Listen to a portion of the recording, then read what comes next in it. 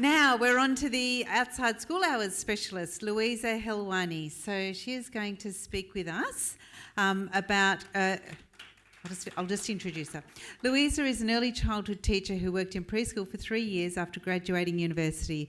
She then established an USH service in 2004 and has worked there for over 10 years. In 2013, she opened Laugh and Learn Early Learning Centre and became the director there. She now moves between the two services.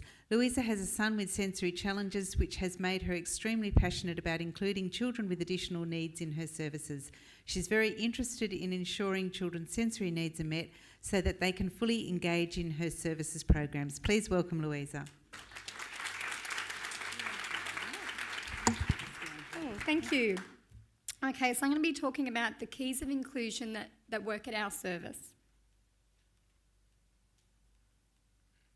So including children, families, Indigenous inclusion, inclusive environments, supporting educators and positive partnerships and inclusive thinking. So in regards to including children with additional needs, we've introduced various strategies that have really helped them. So this is one of them. This is our Calm Cubby. These cubbies are fitted with noise-reducing earmuffs, calming toys like stress balls, light toys, books and liquid timers. And it just goes to show you don't need to buy expensive ones. Oh, we've got handmade ones, oh God, as well. We use a lot of visuals at our service for routines, communication, turn-taking, expectations and guiding behaviours.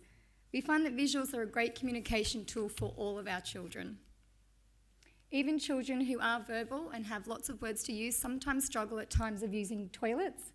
So we've introduced visuals to help that child in particular. Fidget toys are introduced and they really help children who are having trouble regulating. So they help improve concentration, attention to activities and allowing the brain to filter out extra information that's coming in and concentrate on the activity.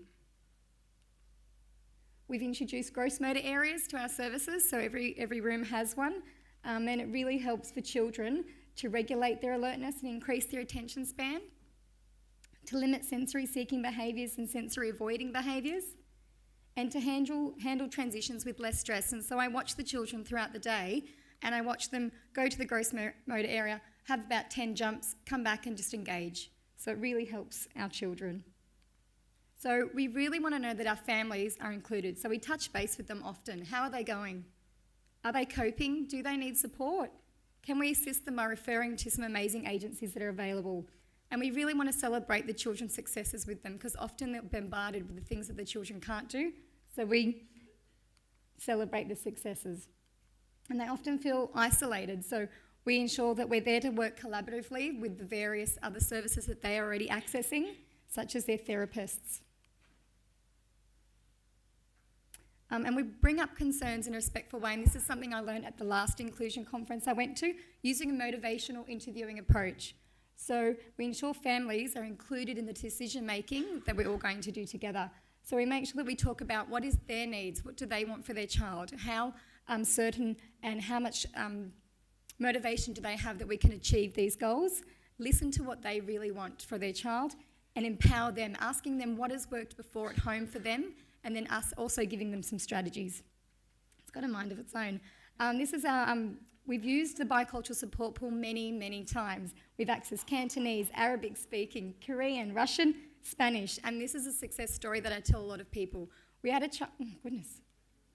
child move from another country. He was so distressed on drop-off, he would cry. I had to prime off his dad, and I would just sit with him and try and comfort him as best as I could, but it wasn't working. So we engaged a bicultural support worker, and from that, his language, his culture, his wholeness was validated, and he was included.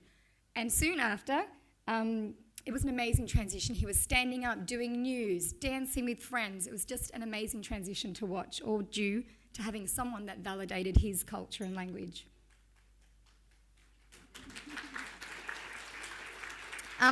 Indigenous inclusion. So this is something we really struggled with because we wanted to do it properly. And someone once said to me, it's better to do something than nothing at all. So we did. We developed a reconciliation action plan. And if you haven't done one yet, I really advise that you do one.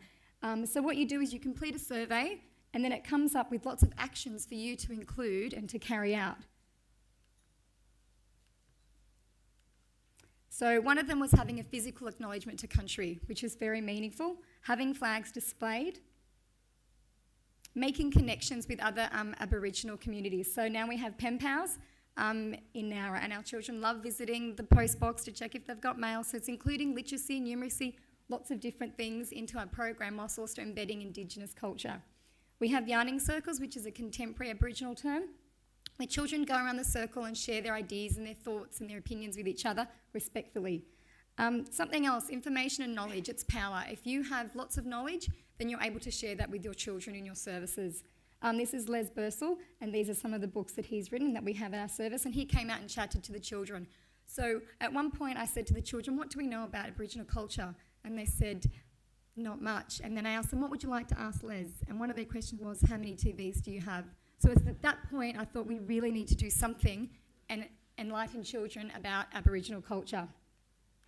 And once again, it's about embedding it in our whole program. So not just doing stuff for NAIDOC Week.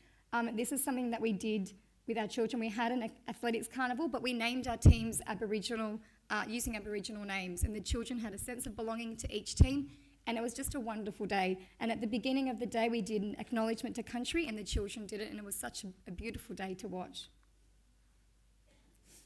This is the strength tree. Sorry. And it originally came from Indulkana Anagu School. So it was developed as a metaphor to represent things that the students there felt that they needed to be supported throughout the day. So what we did is we adapted it to our service at USH, and we used it to help children's behaviour. When a child displayed a behaviour that was inappropriate or negative, such as hurting friends, we would walk over to the tree with them and pick out the worm at the bottom that was a negative behaviour, and then get them to try and replace it with one of the leaves, a positive behaviour. As you can see, they've kind of changed throughout the years. We've updated them with the children in our service. And we find that's a really good strategy because they're taking ownership for the behaviours as well. Inclusive environment. So I've just got a few photos of things that we have around that I'm sure many of you have at your services, but I really see parents looking in and go, wow, that's my home language. Wow, that's how I say welcome. So it does make a difference. And just having items available for children at all times, such as an Aboriginal game. Just a few more examples. Our belonging tree, so this is including all children. Having their fingerprint on that tree just gives them a sense of belonging. This is our wish weaver, so that's an inclusion for our parents. So each parent at the beginning of their enrolment gets a ribbon, and they each write a wish for their child's future. So it's optional, they can do it if they want to, if not, they don't have to, but it's a really lovely way for the parents to feel included. And just some extra pictures of activities that are put out on a regular basis for children. Just a few more things. So supporting educators. In my role, I really conduct regular visits to our rooms and to make sure everything's going smoothly and if there's anything else that they need and I can support them with. And they often come to me for support in regards to inclusion. We have a closed Facebook page for just our educators to share ideas, opinions, and programming and inclusion ideas. And I also encourage them to attend professional development because I think that's where you learn so much. Creating positive partnerships. So we converse with therapists, various agencies, teachers from their new schools, other childcare services, and our inclusion support agencies. So they really help us to access lots of things like the bicultural support pool. They make us aware of training opportunities, and they also host regular inclusion meetings for us to share ideas. And just inclusive thinking. So I think this is the most important thing that I take with me every day. Never stop learning because life never stops teaching. So I'm running out of time, but we've got lots of goals. We're not there yet. We're not totally inclusive. We really want to have so many more things to do before we can say, yes, we've achieved that goal. But I really want to show you the last slide, so I'll zip through these. This picture really resonated with me because I felt that it was a really important picture to share. So having equipment and resources available to all children might seem as inclusion. However, adjusting the environment, strategies, resources and teaching style to suit individual children and meet their needs is inclusion at its best. Thank you.